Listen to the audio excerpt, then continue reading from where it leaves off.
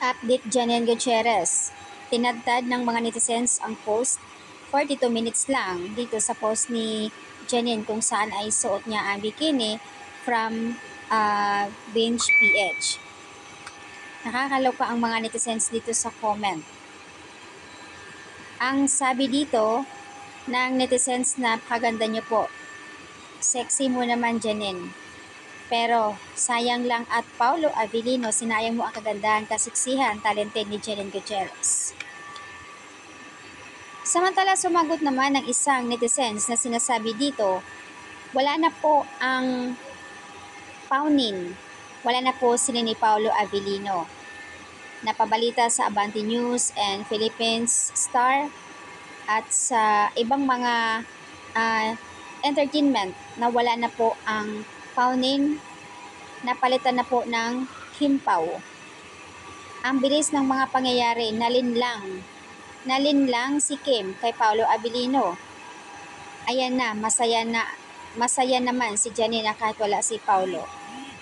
Akala ko matino si Kim, sinayang din niya ang 11 years nilang dalawa ni Sian Lim. Baka nga ito ang dahilan kung bakit nagkakalabuan sila.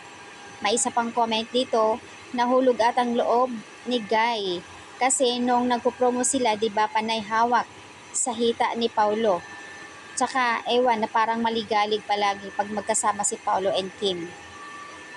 Clingy si Kim, makikita nyo sa video, pero may mga video sila behind the scenes sa linlang na napaka-sweet ni Kim kay Paulo.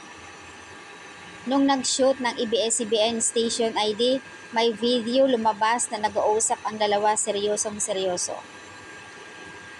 OMG. So ayan, grabe. Ang ganda, hindi nakakasawa, napaka-sexy mo, Janine. Huwag mong sayangin ang kagandahan mo. Kung si Paulo Avellino lang, lift mo na yan.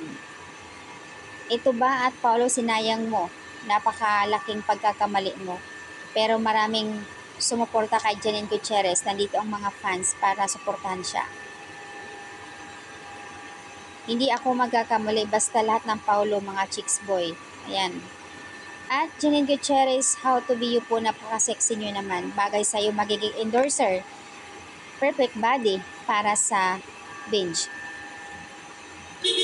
At nag-react naman si Che Filomeno, si Ria Atayde at iba pang mga celebrity dito nag-react sa post. Napakaganda.